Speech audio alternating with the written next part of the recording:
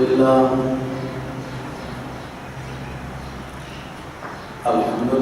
وكفى والصلاة والسلام على سيد الرسل وخاتم الأنبياء وعلى آله وأصحابه الذين أوفوا وعهدا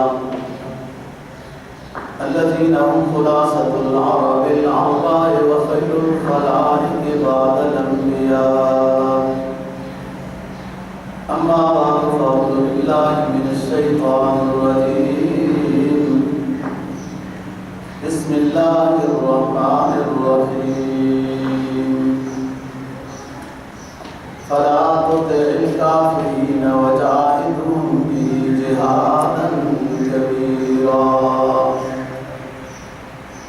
قال النبي صلى الله عليه وسلم: تعبد الله ولا تشرك به شيئا وتقيم الصلاة وتؤتي الزكاة وتصل الرحم. صدق الله العظيم وصدق رسوله النبي الأمي الكريم.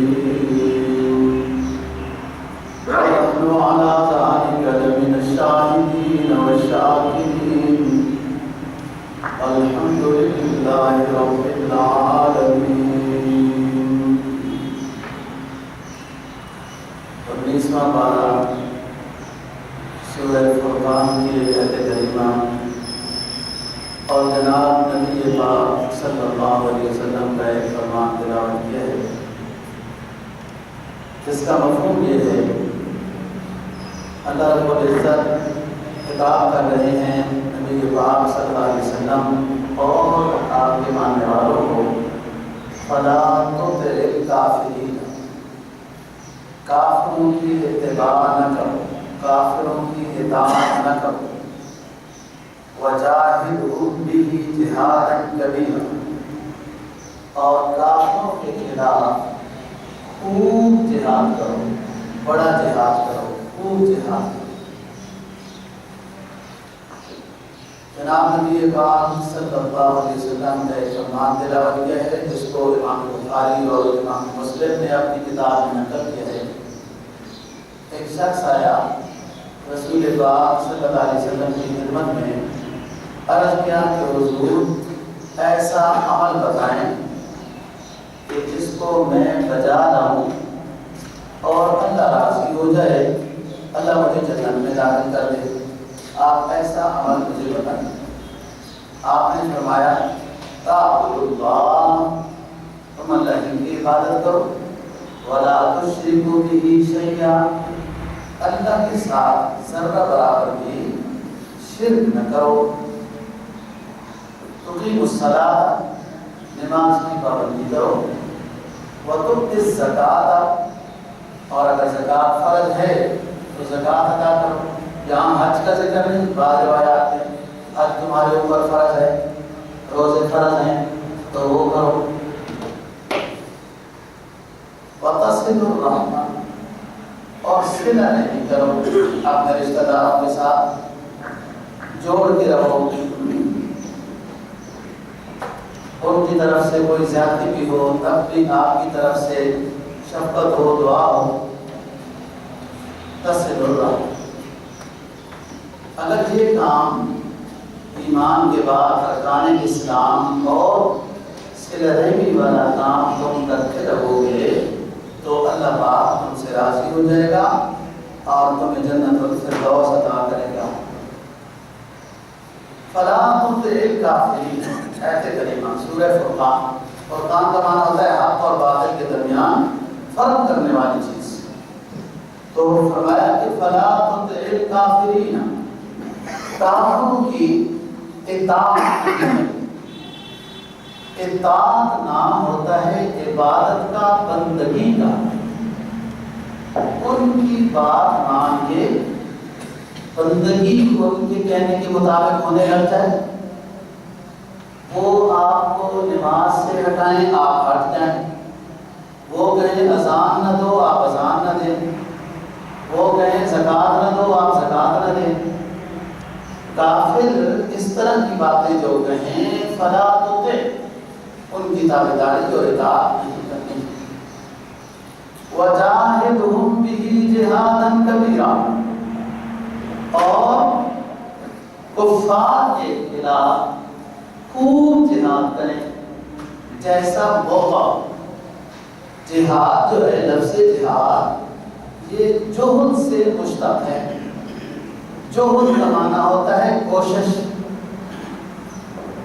تو زبان سے کوشش کریں جو دین کے خلاف سیلاب اٹھ رہے ہیں، آوازیں اٹھ رہی ہیں، پروگرام بن رہے ہیں، آپ زبان سے ان کا مقابلہ کریں، قلم سے مقابلہ کریں، کتابیں لکھیں، خط لکھیں، آج کل کے اصطلاح میں اخباروں میں بیان دیں. یہ جہاد ہے، جہد ہے.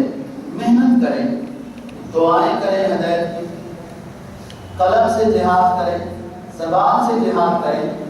اور اگر کوشش یہ ہوتے ہوتے کوئی ایسا موقع آ جاتا ہے کہ جہاد بالسیف شروع ہو جاتا ہے، تلوار کا جہاد شروع ہو جاتا ہے کفار کے ساتھ، تو پھر اس جہاد کے لیے بھی تیار ہو جائیں. جہاد جو ہے ایک جامع معنی لفظ ہے جو تمام دینی محنت کے لیے استعمال ہوتا ہے. لہذا ہر لحاظ سے دین کی پرچار کی جائے، دین سمجھایا جائے، دین ہم تک کیسے پہنچا ہے کہ ہر ساتھی جو بھی جتنا دین سمجھ لیتا تھا وہ دوسرے کو بتانا ضروری سمجھتا تھا. صحابہ کرام رضی اللہ تعالیٰ عنہ کے حالات زندگی میں آتا ہے کہ شام کو سوچتے تھے کہ آج کتنے لوگوں کو دعوت اللہ ہم نے دی ہے. ہمیں بھی سوچنا چاہیے کم از کم ایک بندے کو تو ہر ساتھی دعوت اللہ دیا کرے.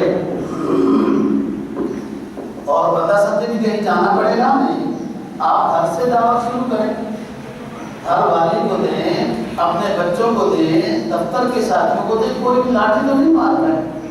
اور اگر کسی نے کچھ کہہ دیا تو کیا فرق پڑتا ہے؟ اب تک جو کہتے رہے ہیں تو کیا فرق پڑا ہے؟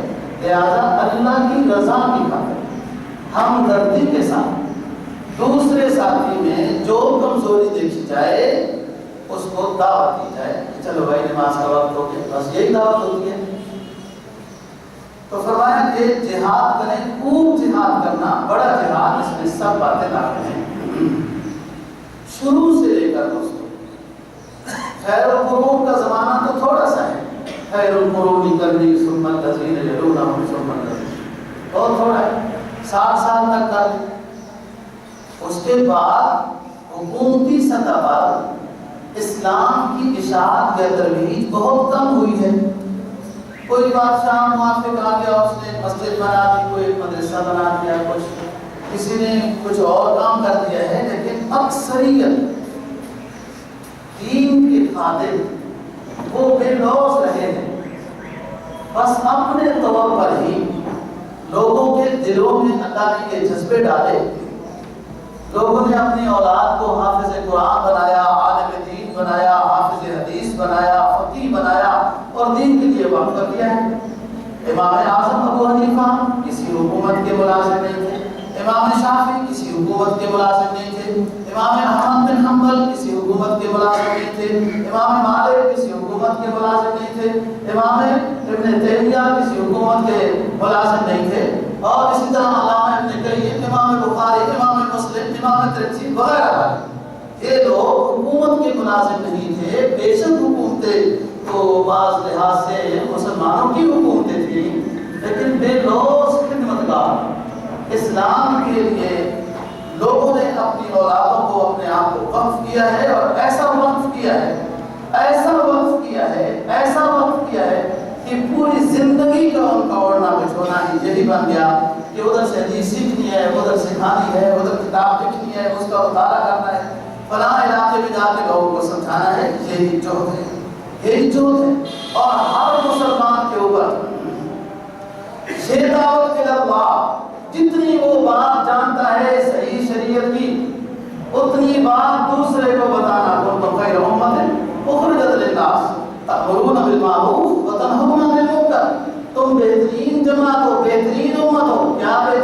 شماری کہ بڑے بڑے محل بنائے، مقابلے کر رہے ہیں کہ دبئی والوں نے اب 150 اونچی عمارت بنا دی، منزل تو ہم اس سے اونچی بنائیں، اس لیے تم بہترین نہیں، تم بہترین ہو، خیر امت ہو، کیوں؟ تأمرون بالمعروف وتنہون عن المنکر، تم بہترین اس لیے ہو کہ اپنے آخری نبی کا پیغام لے کے دوسروں کو پہنچاتے ہو، تو جتنا ہو سکتا ہے انسان اتنا مکلف ہے۔ بات ہم کر رہے تھے کہ اکبر نے اپنا ایک دین ایجاد کیا، شریعت کی حرام چیزوں کو حلال کیا، اذان پہ پابندی، نماز پہ پابندی، زکوٰۃ ختم وغیرہ، ہندوؤں کی چیزوں پر ترویج ہونے لگی، خود بھی کشکا، وہ جو داغ لگاتے ہیں کشکا لگاتا تھا، سنات پہنتا تھا وغیرہ، اور اس کو ایسے لوگ ملے تھے جو اس کی یوں تربیت کرتے تھے، خود تو جاہل تھا۔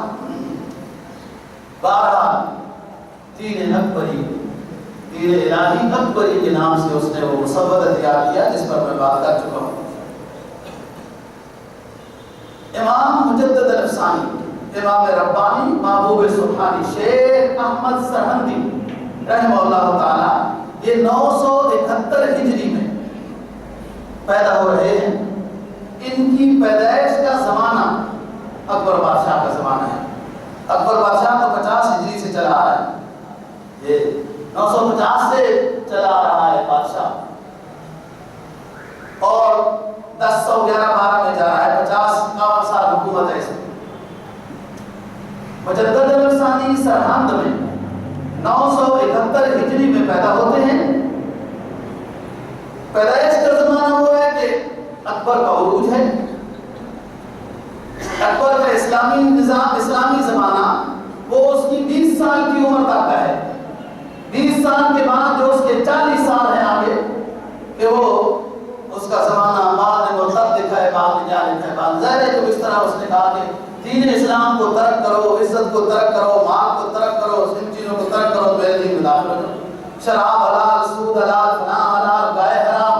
اور اس کو پھر ایسے خوشامتی لوگ ملے تھے، فیضی جیسے، علامی جیسے۔ اکبر سویا ہوا ہے، تماشا دیکھو خوشامتیوں کا۔ تو ابو الفضل بیٹھا تھا اور اس نے اتنی خوشامد کی کہ رافضی تھے، ملا مبارک ایران سے آیا تھا، ان کا دماغ خراب کیا ہوا ہے، اس وقت اسماعیل صفوی کی حکومت ایران میں، اور بہت متاثر تھا۔ کیا بات ہے، خوشامد کا اندازہ دیکھیں۔ اکبر سو رہا ہے اور ابو الفضل علامی بیٹھا ہے۔ جب اکبر جاتا ہے تو وہ کیا کہتا ہے؟ بادشاہ سلامت، آپ پر الہام ہو رہا تھا، میں دیکھ رہا تھا، آپ سو رہے تھے، میں نے پھر وہ الہام لکھ لیا۔ کیا الہام ہے جی؟ یا ایھا البشر لا تذبحوا البقر فإن تذبحوا البقر فمأواکم السقر۔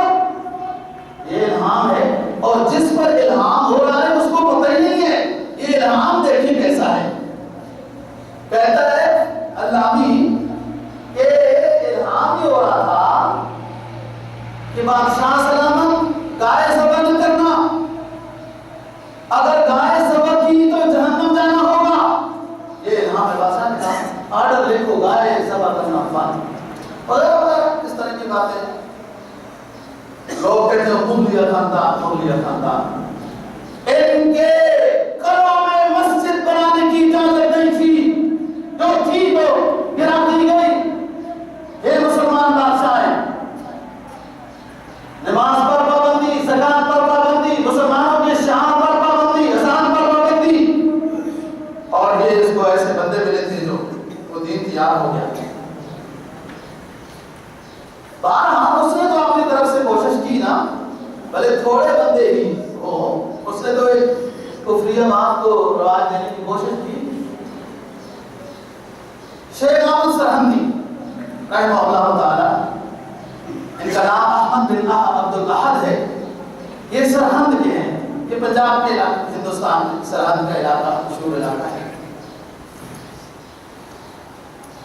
اور 1034 ہجری میں سرہند میں ہی وفات پا رہے ہیں، 63 سال کی عمر میں۔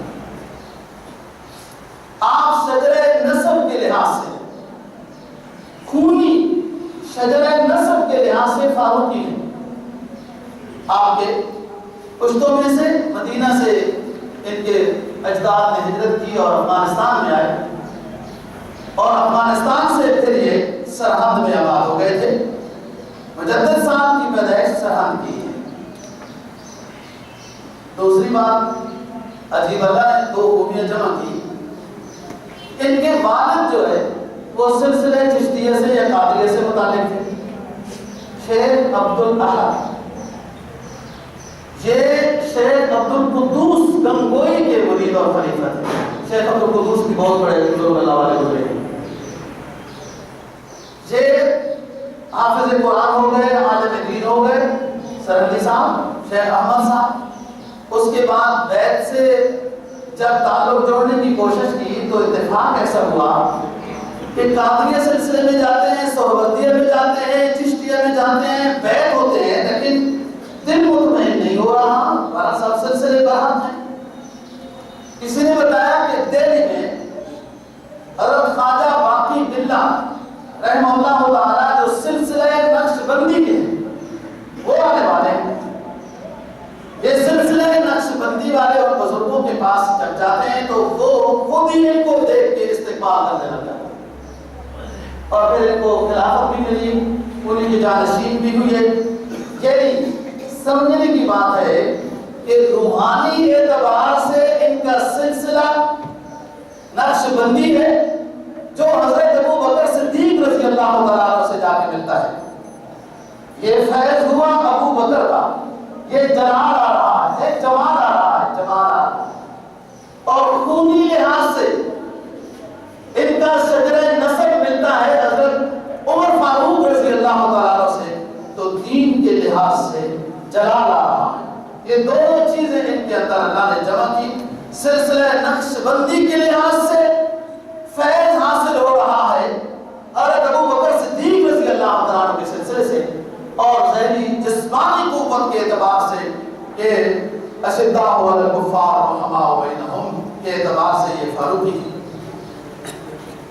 بہرحال ہم بات کر رہے تھے کہ جب اکبر نے یہ تماشا شروع کیا، انہوں نے اپنے معتقدین، مریدین اور متعلقین کو جمع کیا. ان کے صرف خلفاء اس وقت 1600 پرس تھے. جب اکبر کے مہم کے خلاف انہوں نے دینی مہم شروع کی، شام، اردن، عرب امارات، ترکستان، یہ لاہور، پنجاب، کاشغر، ترکستان، ان سارے علاقوں میں لوگ آتے تھے، ان سے فیض حاصل کرتے تھے اور اپنے اپنے جگہوں میں دین کا کام تو کر ہی رہے تھے. مزید یہ کہ شیخ صاحب نے کہا کہ میں نے حنفی اور شافعی مسلک میں ایک فرق دیکھا کہ امام اعظم ابو حنیفہ رحمہ اللہ تعالیٰ کے نزدیک امام کے پیچھے جب نماز پڑھے تو سورہ فاتحہ نہیں پڑھتی. امام شافعی رحمہ اللہ تعالیٰ کے نزدیک یہ مسلک ہے کہ امام کے پیچھے بھی نماز پڑھے تو سورہ فاتحہ پڑھنی ہے. پھر اس میں فرق ہے کہ امام جب وقفہ کرے اس وقت پڑھے، امام سانس لے پڑھے، لیکن ان کے نزدیک پڑھنی ہے. لیکن سب کے نزدیک اتفاق ہے کہ جو امام نماز پڑھائے گا اس نے ہر حال میں سورہ فاتحہ پڑھنی ہے. شافعی مسجد ہے، حنفی ہے، مالکی ہے، حنبلی ہے، کوئی بھی ہے، امام مسجد ہے، اس نے تو سورہ فاتحہ پڑھنی ہے. ہمیشہ امام احمد سرہندی رحمہ اللہ تعالیٰ نے امامت کرائی تاکہ میری نماز میں سورہ فاتحہ رہ جائے، کیونکہ میں حنفی ہوں. حنفی ہونے کے لحاظ سے اگر امام کے پیچھے نماز پڑھی تو سورہ فاتحہ نہیں پڑھنی، اور اگر پڑھی تو امام شافعی کا مسلک ہے وہ، اور میں حنفی متقلد ہوں تو ہمیشہ نماز پڑھائی تاکہ سورہ فاتحہ والے اختلاف سے ہی. سنت کے بہت متبع تھے، بہت متبع تھے، بہت متبع تھے، اور اپنے مریدوں کو یہ کہا کرتے تھے. ہمارے لیے بھی یہی سبب ہے کہ اگر کوئی شخص اپنی زندگی میں ایک سنت کا 100% متبع بن جائے، ایک سنت کا، اس سے وہ ایک سنت کبھی نہ چھوٹے، کبھی نہ ہو. ایک سنت پر جب پوری زندگی کوئی شخص عمل پیرا ہو جائے تو میں ضمانت دیتا ہوں کہ اس کو اللہ اپنی محبت رسول حاصل ہے۔ ایک اور فرماتے ہیں کہ لوگ کہتے ہیں نہیں یہ سنت ہی ہے، لوگوں کو کہو بھائی ٹوپی پہن کے نماز پڑھو، پگڑی پہن لے، پگڑی پہن کر نماز پڑھنے سے فرشتے اٹھ کر استقبال کرتے ہیں جو دروازے پہ کھڑے ہوتے ہیں۔ پگڑی پہننے والے شخص کو فرشتے اٹھ کر استقبال کرتے ہیں اور 70 برکتیں پگڑی پہننے والے شخص کے اوپر نازل ہوتی ہیں۔ اور جو ٹوپی پہن کر آتا ہے تو فرشتے کہتے ہیں خوش آمدید، مرحبا۔ اٹھ کر استقبال نہیں ہوتا ٹوپی والے کا، لیکن پھر بھی مرحبا تو ہو گیا۔ لیکن جو ننگے سر آتے ہیں فرشتے کچھ بھی نہیں کہتے، اور یہ ننگے سر والے کیا کہتے ہیں؟ وہ یہ سنت ہی ہے نا، سنت ہی ہے، اور سنت ہی خدا کے بندو، آپ نے سنت کو اتنا کمزور سمجھا ہوا ہے، سنت کے آپ کے دل میں کوئی ویلیو نہیں ہے، کوئی قدر نہیں ہے۔ سنو بات، سلام دینا ابتدا کرنا، سلام کی ابتدا کرنا سنت ہے، السلام علیکم ورحمۃ اللہ وبرکاتہ، اور سلام کا جواب دینا واجب ہے، اللہ علیہ کو بندہ نماز نہ پڑھ رہا ہو، باتھ روم میں نہ ہو گیا۔ سلام کی ابتدا سنت ہے۔ 90 نیکیاں ہیں سلام کی ابتدا کرنے والے کو، سنت ہے، اور سلام کا جواب دینا واجب ہے۔ اگر نہیں دے گا گناہگار ہوگا کیونکہ واجب پر عمل نہیں ہوا، لیکن ثواب 10 ہے۔ واجب پر عمل کرنے والے کو ثواب 10 درجے ہے، نہیں جواب دے گا سلام کا مسلمان ہے تو گناہگار ہوگا، واجب پر عمل نہیں ہوا۔ لیکن اگر سلام کی ابتدا کی تو اسلام آباد والوں اور باہر گلی کوچوں میں، فٹ پاتھوں پہ، چمنوں میں جب جا رہے ہو، واک کر رہے ہو، تو سوچ کر ہی سلام کرنا پڑے گا، کیونکہ مسلم غیر مسلم نے اپنی ظاہری پوزیشن میں کوئی فرق ہی نہیں رکھا۔ بندہ کیسے پہچانے جو آگے آ رہا ہے وہ مسلم آ رہا ہے، لیکن جب آپ کو اندازہ ہو جائے کہ مسلم آ رہا ہے تو پھر سلام کی ابتدا کرنا سنت ہے اور 90 درجہ ثواب ملتا ہے۔ جواب دینا واجب ہے، اور الفاظ کی ادائیگی صحیح ہونی چاہیے۔ السلام علیکم ورحمۃ اللہ وبرکاتہ، آرامن عرفتا وآرامن لا تعرف، ہر اس شخص کو سلام کرو جس کو تم پہچانتے ہو، اور نہیں پہچانتے ہو تو اس کو بھی سلام کرو۔ اور جواب علیکم السلام ورحمۃ اللہ، الفاظ کی ادائیگی صحیح ہو ورنہ ترجمہ کچھ اور ہو جائے۔ بات یہ ہے دوستو، فرماتے ہیں زندگی میں شیخ احمد سرہندی زندگی میں 3 سنتوں پہ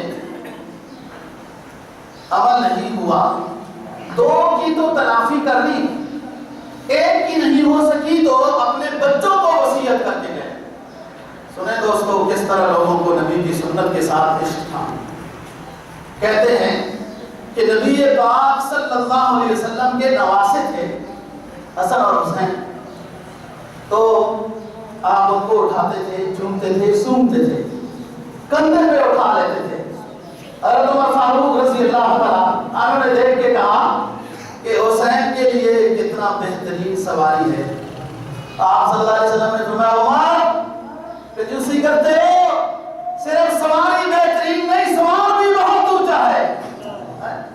تو حضرت شیخ سرہندی کہتے ہیں کہ میری بیٹی تو تھی، شادی بھی ہو گئی، لیکن میری زندگی میں مجھے میرے رب نے نواسا نہیں دیا، تو میں اس سنت پر عمل نہیں کر سکا کہ نواسے کو اٹھا کے چومتا، سونگتا، کندھے پہ بٹھاتا کہ اپنے حبیب صلی اللہ علیہ وسلم کی سنت پر عمل کرتا۔ بیٹوں کو وصیت کی کہ میرے مرنے کے بعد میری بیٹی کا بچہ پیدا ہوا تو وہ جو بیٹھنے کے قابل ہو گیا تو میری قبر کے سرہانے پہ بٹھا دینا، سنت پر عمل ہو جائے۔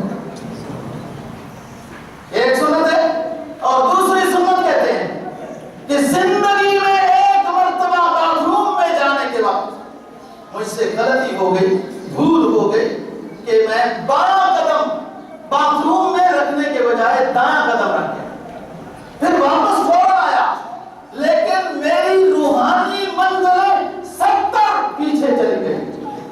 دوستو یہ سنت پر عمل ہو رہا ہے، سنت ایک رہ گئی، بھولے سے رہ گئی، میری قرب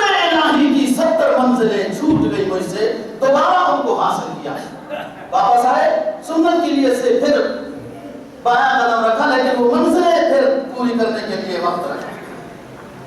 ایک مرتبہ ہوئی اور ایک مرتبہ کہا کہ بستر پر سرکار دو جہاں صلی اللہ علیہ وسلم آرام فرماتے، دائیں کروٹ پر لیٹتے، ہاتھ اپنی رخسار کے نیچے رکھتے تھے. یہ سنت کا لیٹنا ہے. بس میں کچھ دینی فکروں میں تھا، اپنے بستر پہ آیا تو سیدھا لیٹ گیا اور فوراً مجھے دھچکا لگا کہ سنت کے خلاف دیتے. پھر اٹھا، توبہ کی، کمرے سے باہر گیا، پھر کمرے میں داخل ہوا، سنت کی نیت کے ساتھ آ کے دوبارہ لیٹا. بس یہ دو سنتیں تھیں. اور اپنے مریدوں کو سنت کے اتباع، بدعت سے اجتناب، شرک سے نفرت کا درس دیتے تھے. اور یہی دوستوں قیمتی سرمایہ ہے. ایمان والے کے پاس یہ قیمتی سرمایہ ہے. جب اکبر دین پھیلایا جا رہا ہے، کوئی ملا فیضی ہے، کوئی علانی ہے، اور کوئی اور بھی ہے بیرم خان وغیرہ، تو علامہ صاحب نے اپنے مریدوں کو، متقدین کو بلایا، مشورہ کیا، جس پر ہم گزشتہ جمعے پر بات کر رہے تھے. کسی نے کہا جہاد بالقتال کرتے ہیں، تو آپ نے فرمایا کہ مشکل ہے، نقصان زیادہ ہوگا. کسی نے کہا خاموش ہو کر بیٹھ جاتے ہیں، اپنا اللہ کرتے ہیں، وہ ان کو نہ چھیڑو تو وہ ہمیں نہ چھیڑے. اگر یہی طریقہ ہوتا تو صفا پہاڑی پہ بھی بیان نہ ہوتا، نہ اردو بدر حنین کی جنگیں ہوتی کہ ہم ادھر وہ ادھر، وہ ہمیں نہ چھیڑے نہ ہم ان کو چھیڑے. نہیں، اسلام تو روشنی کی دعوت دینے والا مذہب ہے. قرآن کیا کہتا ہے؟ یخرجہم من الظلمات الی النور، اللہ ولی الذین آمنوا، اللہ ولی الذین آمنوا یخرجہم من الظلمات الی النور.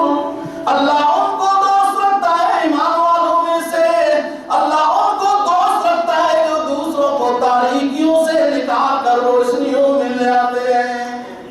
اسلام جب دل میں آئے، سینے میں آئے ایمان، یہ تو پھر اچھلتا ہے، یہ ہنڈیا کی طرح جوش مارتا ہے.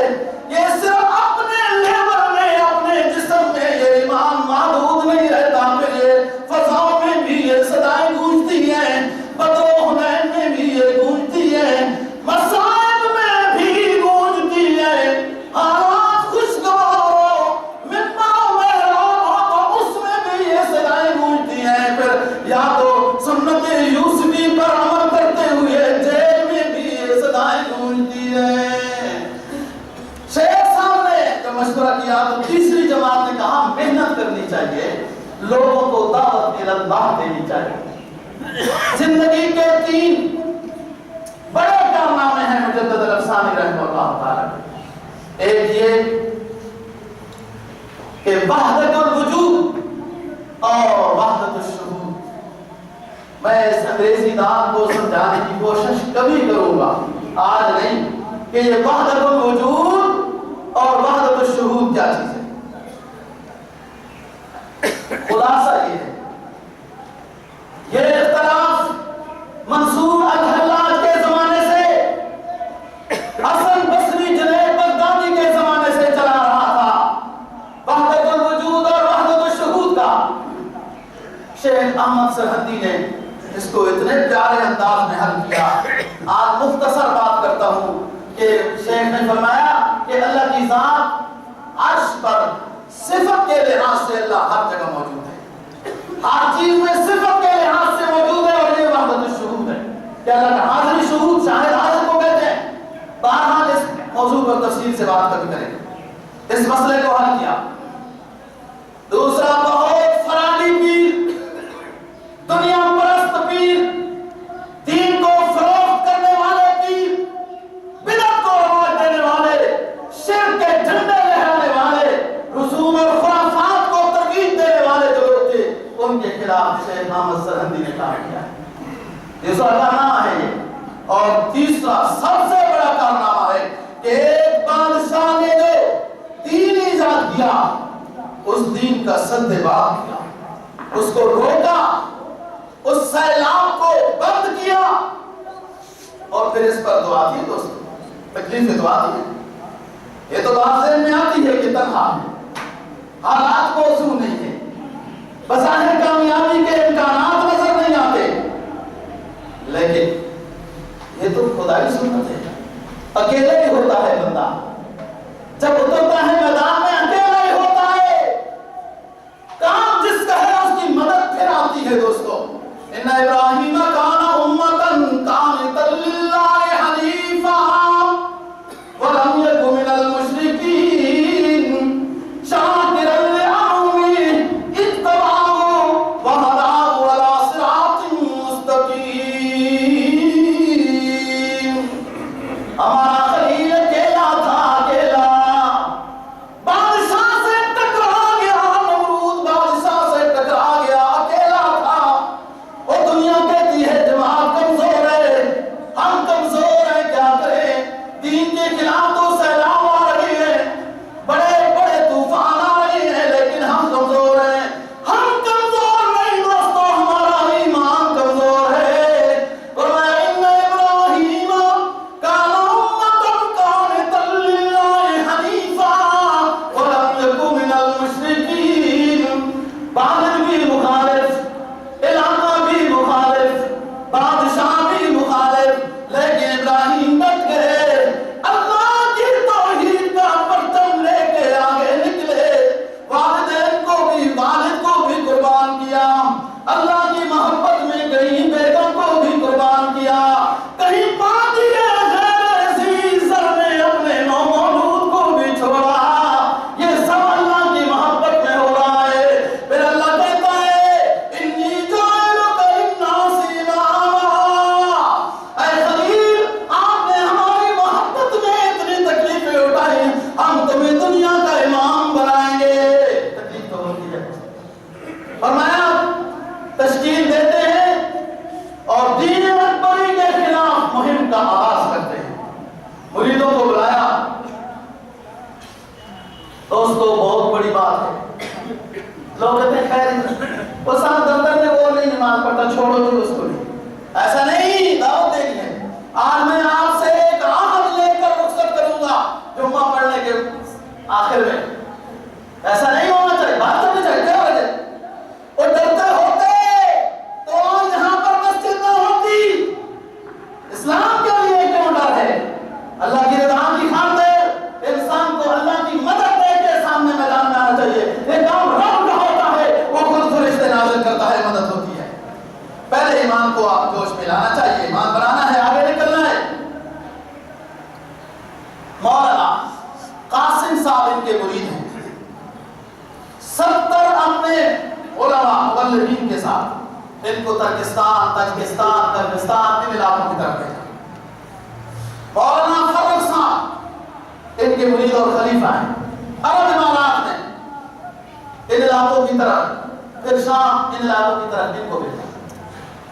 مولانا صادق صاحب ان کو کاشغر وغیرہ کے علاقے کی طرف اپنے ساتھ 30 ساتھیوں کے ساتھ ادھر بھیجا۔ مولانا احمد برکی رحمہ اللہ تعالیٰ کو ان کو ایران، خراسان وغیرہ ان علاقوں کی طرف مبعوث کیا، کیونکہ اصل اکبر کو برباد کرنے والا اسماعیل صفوی تھا، جس نے ملا مبارک فیضی اور علامہ کو ادھر بھیجا تھا۔ فیضی اور علامہ مبارک کے بیٹے ادھر لوگوں کی جو مسلمان تھے ان کی تربیت کے لیے بھیجا، اور مولانا میر محمد عثمان کو حیدر اپنے ساتھیوں کے ساتھ حیدرآباد دکن کی طرف بھیجا کہ لوگوں کو کون سے بتاؤ یہ احمد سرہندی کا مدعو ہے، دین اکبری باطل ہے، دین محمدی برحق ہے، ہر دور میں دین محمدی کو مٹانے کے لیے خود مٹ گئے، حق کا پیغام کب مٹا ہے جو اب مٹے گا، مٹ گئے ہیں سب مٹانے والے۔ اعلانیہ طور پر لوگوں کو تعارف کراؤ دین محمدی کا، اور یہ علماء تھے، خلفاء تھے، مبلغین تھے۔ مولانا طاہر کو لاہور کی طرف بھیجا، اور لاہور تو کبھی دارالخلافہ اور جہانگیر کا تو یہی تھا۔ اسی طریقے سے دوستو اور علماء کو مختلف علاقوں کی طرف بھیجا اور دعوت کے لیے۔ فارمولہ سمجھایا کہ دین اکبری کی تصدیق کرنی ہے. یہ ہونے لگ گیا. اب برفوت ہو گیا. 1011-12 میں جہانگیر آتا ہے. 1037 ہجری میں راوی لاہور کے قریب مدفون ہوتا ہے. 23 سال کی حکومت ہے جہانگیر کی. اس نے اپنے باپ کے مذہب کو ترویج دینے کی کوشش کی. سجدے کرانے شروع کیے. ہندوؤں کے ساتھ شادی بیاہ کو رواج دیا. سب سے زیادہ جسم فروشی اور نشے والی چیزوں کو رواج دینے والا جہانگیر تھا. بہرحال جو اس کے قریب چہرے چمچے تھے اور کان میں جہانگیر کے کان میں منتر پھونکنے شروع کیے کہ سرہند کا وہ شخص احمد وہ آپ کو نہیں مانتا, آپ کے باپ کے فارمولے اور دین کو نہیں مانتا, وہ آپ کا بے ادب ہے, اسے پابند سلاسل کیا جائے. یہ جہانگیر کو مشورہ دیا گیا. بہرحال جہانگیر نے حکم بھیجا, گرفتار کیے گئے. پہلے تو بلائے گئے. بادشاہ سلامت کا ایک خاص دربار ہوتا تھا. داخلے کا راستہ ہی ایسا تھا کہ انسان مجبوراً جھک گیا تھا. یہ جب گئے شیخ احمد سرہندی وہ دروازہ دیکھا کہ جھکنا پڑتا ہے. پہلے لاتے اندر کی, پاؤں اندر کیے, پھر اس کے بعد سر اندر کیا. جھکنے کی ترتیب نہیں بن سکی. بادشاہ کو السلام علیکم یوں جو لوگ بیٹھے دیکھے دیا. بادشاہ نے کہا جو مروجہ میرا سلام ہے اس پر اندر جھکو. میرے سامنے پہلے رکوع کراتا تھا پھر پاؤں میں سجدہ کراتا تھا. انہوں نے کہا نہیں, بات مرحوم کیا کہتا ہے.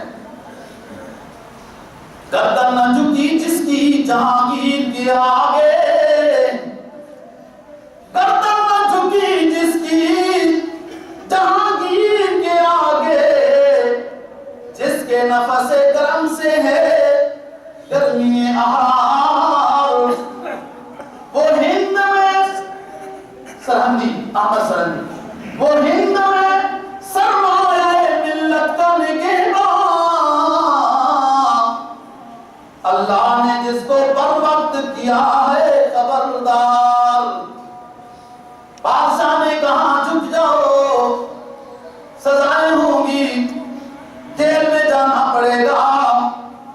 شیخ احمد نے کہا یہ میرا سر بنانے والے کے علاوہ نہ پہلے کبھی جھکائے نہ مرنے دم تک جھکے گا. میرے محمد عربی سید کونین صلی اللہ علیہ وسلم کے سامنے صحابہ حاضر ہوئے, جس میں معاذ بن جبل بھی ہے اور صحابہ بھی ہیں. شام کے علاقوں سے سفر کر کے واپس آتے ہیں. عرض کرتے ہیں اللہ کے رسول, ہم نے بعض علاقوں میں دیکھا کہ رعایا اپنے وڈیروں کے سامنے جھکتی ہے, ہمیں بھی اجازت ہونی چاہیے. آپ تو سید کونین ہیں, آپ کے سامنے جھکنے کا دل چاہتا ہے. نبی پاک صلی اللہ علیہ وسلم نے فرمایا نہیں, اللہ کے علاوہ کسی کے سامنے جھکنے اور سجدے کی اجازت نہیں. لو کنت امر احدا ان یسجد لاحد لامرت النساء ان یسجدن لازواجهن. اگر میری شریعت میں کسی کے سامنے کسی کو جھکنے کی اجازت ہوتی تو میں عورتوں کو حکم دیتا کہ اپنے شوہروں کے سامنے جھک جایا کرو. یہ تمہارا مجازی خدا ہے, اور وہ کو کیا پتا, سرکار تو جہاں صلی اللہ علیہ وسلم کو کیا پتا. ایک زمانہ آئے گا, پاکستان بنے گا, پنجاب کی ہوگا, شہباز شریف صاحب وزیر اعلیٰ, وزیر غیر اعلیٰ, وزیر خادم غیر خادم بھی ہوں گے, اور عورتوں کے لیے حقوق کا بل پاس کریں گے کہ مردوں کو چاہیے کہ باہر رہیں. عورتوں نے شکایت لگا دی. مسلمان بادشاہ ہونا چاہیے, اسلام کو سمجھنے والا ہونا چاہیے, اسلامی اقدار کو سمجھنا ضروری ہے. دوستو یہ بھی اچھی بات ہے کہ بل واپس لے لیا, سوچو بچار ہو رہا ہے, اچھا فیصلہ ہونا چاہیے. افسوس کی بات یہ ہے کہ پہلے ہی سوچنا چاہیے. قرآن نے سورہ نساء میں عورتوں کے مسائل، وراثت کے مسائل اتنے صاف ستھرے بیان کیے ہیں، اتنے صاف ستھرے بیان کیے کہ نماز کی رکعتیں وغیرہ اتنی صاف ستھری قرآن مجید میں بیان ہے. بادشاہ کے سامنے نہیں جھکے، بادشاہ نے جیل کر دیا. آصف اس کا سالہ تھا جہاں کی، اور بیگم ممتاز محل دنور جہاں، یہ زیادہ چہرے چمچے تھے. جیل کر دیا گیا. آپ دیکھو، میں نے بتایا کہ شیر صاحب کا چرچا بہت دور تک پھیلا ہوا تھا. یہ تبلیغی دستے، یہ تبلیغی وفود دور تک پہنچ چکے تھے، جن میں سے خانِ جہاں بنگالہ شیر کے معتقدین میں ہو چکا تھا، بنگال کا گورنر. بعد خان محمد خان بھی لکھا ہے، جو پشاور والے ساتھی جانتے ہیں کہ جامع مسجد محمد خان ہے، یہ بھی انہی کا گورنر تھا، لیکن بعد میں لکھا کہ نہیں وہ بعد میں ہوا. یہ 35 ہجری میں 1035 میں مخالف ہوا جاتی ہے. خان اعظم جو پنجاب کا گورنر تھا مخالف ہوا. محاذ خلاف قائم کیا جہانگیر کے، جنگ ہوئی لاہور میں، جہانگیر بھی گرفتار ہو، جہان بھی گرفتار، آصف بھی گرفتار. اور شیر احمد سرہندی گوالیار کے قلعے میں بند ہے، مطلب بند ہے، جیل میں. ان معتقدین نے خان اعظم پنجاب وغیرہ نے خط لکھا کہ ہم نے اس بادشاہ کو جیل کر لیا ہے، گرفتار کر لیے، جو شیر کو اپنے سامنے سر جھکانے پر مجبور کرتا تھا. اب کیا حکم ہے کہ جہانگیر اور اس کی بیگم اور اس کے سارے کو جیل کر دیا جائے، قتل کر دیا جائے، اور آپ کو تخت شاہی پر بٹھا دیا جائے. ہماری رائے تو یہ ہے. خان اعظم، خان بنگال وغیرہ نے یہ خط لکھا، جیل میں ہے شیخ احمد سرہندی. خط پڑھا، کہا نہیں یہ صحیح ہوا. جواب لکھا کہ بادشاہ کو رہا کر دو، ہم زیری تاج اور تخت کے لالچی نہیں ہے، ہم مسلمانوں کے گلوں میں محمد کی توق کی غلامی والا توق ڈالنا چاہتے ہیں، لوگوں میں اسلام زندہ کرنا چاہتے ہیں. ہمارے راستے میں دعوت و تبلیغ کے راستے میں رکاوٹ نہ ڈالی جائے. دوستو، اگر شیخ احمد سرہندی زیری حکومت کی لالچ رکھتے ہوتے تو انہوں نے کہاں تو نہیں تھا، شوق ہوتا کہاں تو نہیں تھا. ان خود گورنروں نے بادشاہ کو گرفتار کر لیا تھا اور پیشکش کی ہے، لیکن کہا نہیں. جب خط واپس آیا، خان اعظم نے کہا جہانگیر کو دکھایا کہ دیکھو جس عالم دین کو تم نے گرفتار کیا تھا وہ تو تمہاری رہائی کا حکم دے رہا ہے. جہانگیر رویا، غلطی ہوئی، نہ سمجھ سکا. وہ پاس بیٹھنے والے مشیر نے غلط مشورہ دیا. بادشاہ کو سوچنا چاہیے، مشیر اچھے رکھنے چاہیے. بہرحال بادشاہ چلا، پہلے تو کہا رہا کر دو، شیخ احمد سرہندی کو رہا کر دو. جب پیغام پہنچا تو شیخ نے کہا نہیں، میں نہیں رہا ہوں گا، مگر میری کچھ شرائط ہے وہ پوری کی جائے تو تب رہا ہوں گا. یہ پہلی ہی کوئی بات بنی جو بادشاہ مصر نے حضرت یوسف علیہ السلام کو کہا تھا کہ اس کو رہا کر دو. یوسف علیہ السلام نے کہا جاؤ بادشاہ سے کہو کہ میری شرطیں پوری کی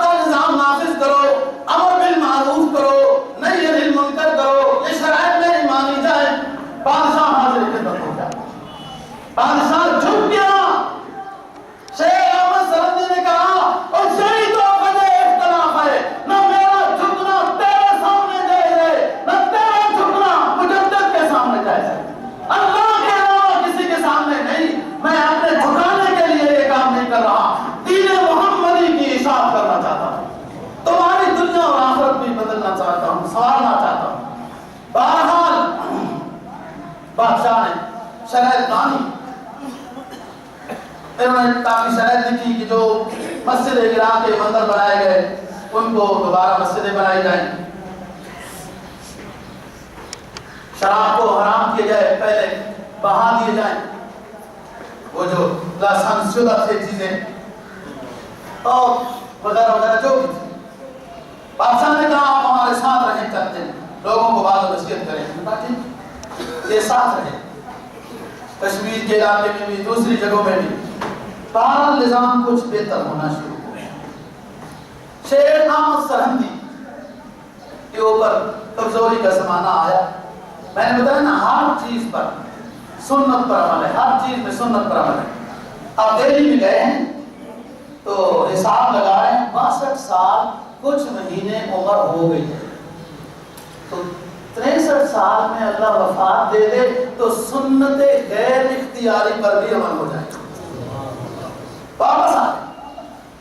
بے ہی اتنے دن، اتنی گھڑیاں، اتنے سال جتنے نبی پاک صلی اللہ علیہ وسلم کے تھے، سرہند میں وفات پائی، بیٹے نے جنازہ پڑھایا۔ اور آپ کی جو وفات کی گنتی کے لفظ ہیں، کچھ یہ علم جانتے ہو، وہ لفظ جو بعد کے لوگوں نے وہ ہند سے قرآن سے نکالے، تو شیخ احمد سرہندی کے ان حروف کے ساتھ، اس گنتی کے ساتھ جو قرآن کے لفظ آتے ہیں، عجیب و عظیم الفاظ، آپ سنیں حیران ہیں۔